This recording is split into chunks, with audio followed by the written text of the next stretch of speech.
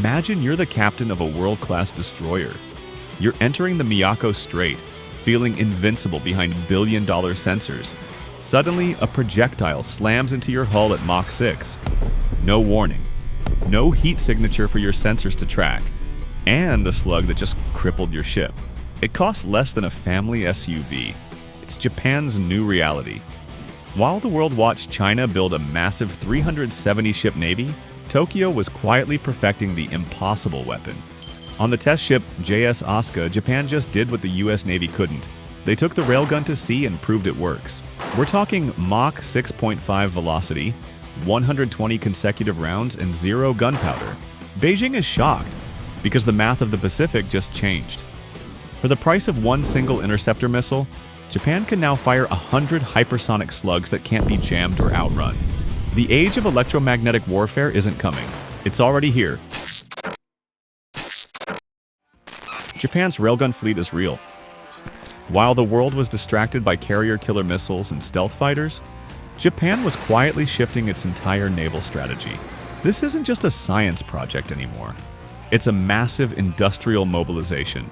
In 2022, Japan's Acquisition, Technology and Logistics Agency, ATLA, stopped testing and started building, awarding a 6.5 billion yen contract to Japan Steelworks to turn their prototype into a battlefield-ready weapon system.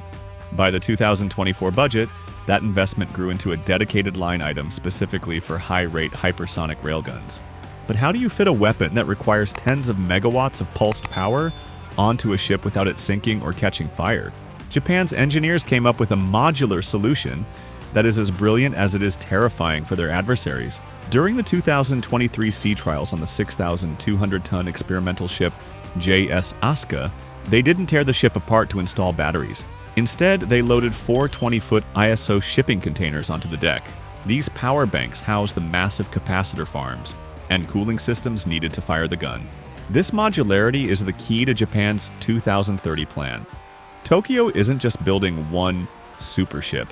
They are designing a networked fleet where at least 10 destroyers, including the next generation 13 DDX, will be railgun ready. The centerpiece of this fleet will be 2 massive 20,000-ton Aegis system-equipped vessels, AS Eve. These aren't just ships. They are floating power stations costing $1.5 billion each, designed to act as the energy hubs for the entire task force, recharging the capacitor modules of escorting railgun ships in the middle of the ocean. The results of the JS Asuka tests have changed the math of war in the Pacific. Japan's railgun successfully fired over 120 consecutive rounds at Mach 6.5 without the barrel melting, a feat the US Navy never managed to achieve. Each of those 40mm steel slugs cost roughly 5 million yen, or about $35,000. Think about that for a second. If China launches a saturation attack with dozens of $2 million hypersonic missiles, Japan doesn't need to exhaust its limited supply of expensive interceptors. They can simply fire a kinetic wall of steel slugs that cost 1/60th the price of the incoming threat. Japan has fundamentally solved the saturation denial problem. They can now afford to shoot down everything China throws at them, while Beijing goes broke trying to keep up. Why Japan succeeded where everyone else failed? For years, the railgun was considered cursed technology. The US Navy poured $500 million and over a decade of research into their own version, only to walk away in 2021. The problem wasn't the speed, it was the physics of the barrel itself. When you fire a projectile at Mach 7 using millions of amps of electricity, the heat and friction are so intense they essentially liquefy the inside of the gun.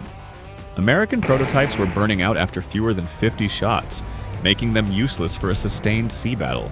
But Japan solved the barrel burnout problem through superior metallurgy and a clever shift in design. Instead of chasing a massive one-size-fits-all cannon, Japan's Acquisition, Technology and Logistics Agency, ATLA, focused on a 40mm medium-caliber system. By switching from traditional copper rails to specialized high-resilience alloys and refining how the electricity pulses through the gun, they achieved a breakthrough. Over 120 consecutive rounds with no significant damage to the barrel. By 2025, they pushed that limit even further, demonstrating a barrel life exceeding 200 rounds. There is also a hidden tactical advantage to Japan's kinetic slugs over the flashy laser weapons Beijing is currently touting. While lasers look impressive in promotional videos, they are notoriously fragile. A bit of sea mist, heavy rain, or even smoke on the battlefield can scatter a laser beam, rendering it useless. Japan's railgun doesn't care about the weather. A Mach 6.5 steel slug has so much kinetic energy that it punches right through fog, storms, and physical countermeasures. The scale of this power is hard to grasp. Even though the projectiles are dumb slugs, meaning they have no explosives, the sheer velocity of 2,300 meters per second turns a small piece of metal into a hypersonic wrecking ball. In 2025 trials, Japan proved these aren't just straight-line weapons. They successfully scored multiple hits on moving target ships, confirming that their fire control systems can track and kill fast-moving threats at a range of up to 200 kilometers. While the US struggled with the massive 25-megawatt power requirement that their existing destroyers couldn't handle, Japan engineered a modular solution. By using containerized capacitor farms and a hybrid power system, they've made the railgun plug-and-play. This means Japan built a sustainable, repeatable, and weatherproof system that can outlast any missile volley or laser battery in the Pacific. The full hyperdefense network. The most dangerous thing about Japan's railgun isn't just the gun itself, it's what is backing it up. Tokyo is building what military analysts call a hyperdefense network, a multi-layered shield that combines the speed of electromagnetic slugs with the stealth of next-generation ninja drones and the sheer power of massive 20,000-ton command ships. At the center of this web are the Aegis system-equipped vessels, ASEV. These are absolute behemoths. At 20,000 tons, they are nearly twice the size of a standard US destroyer. These aren't just warships, they are floating power plants, designed to act as the energy hubs for the entire fleet. While a standard ship might run out of power after a few railgun salvos, the ASEVs are built with massive excess capacity to recharge the modular capacitor banks of every other ship in the task force. But while the railguns handle the kinetic kills within a 200-kilometer range, Japan is also deploying the upgraded Type 12 standoff missile. This isn't your average cruise missile. This version is stealthy, travels at Mach 5.5, and has a range of over 1,000 kilometers. The strategy is simple. The Type 12s strike the enemy's carriers from over the horizon, while the railguns create a no-fly zone for anything that tries to retaliate. The real shadow war happens underwater. Japan is currently developing ninja drones, automated underwater vehicles, AUVs, that can dive deep and lurk silently for up to 30 days. Costing only $5 million each, these deep dive hunters act as the forward eyes of the railgun ships, feeding real-time targeting data through the QZSS satellite network to the surface fleet. This is the shattered map scenario Beijing is worried about. By 2030, a Chinese task force won't just be facing ships, they'll be walking into a synchronized trap. A fleet of 13 DDX next-generation destroyers, specifically designed to house both railguns and high-energy lasers, will work in a networked bubble. The math is brutal. The outer layer uses railguns to pick off missiles and drones at 100 to 200 kilometers for $35,000 a shot. The mid-layer uses the Type 12 and SM-6 missiles to intercept high-value targets. The inner layer uses high-power lasers for point defense, cleaning up whatever is left. For the first time in history, the defender has the economic and technological advantage. In the next decade, the Pacific won't just be a contested ocean, it will be a kinetic wall. China's problem. While Beijing has been fast-tracking its own advanced weaponry, Japan's railgun success has exposed a massive vulnerability in the Chinese naval doctrine. For years, China has paraded its own wonder weapons, specifically high-powered laser systems like the LY-1, which was featured heavily in their 2025 military parades. On paper, these lasers look like the ultimate defense, intercepting threats at the speed of light. But there's a catch that Chinese state media won't tell you. Lasers are notoriously fragile. In the humid, salt-heavy environment of the South China Sea, laser beams suffer from thermal blooming. They lose focus and power as they hit sea mist and haze. Furthermore, while China has shown the LY-1 on land-based trucks, there have been 0 confirmed sea trials and 0 confirmed hits on high-speed targets at sea. Japan, meanwhile, has already confirmed multiple high-velocity hits from the JS Asuka.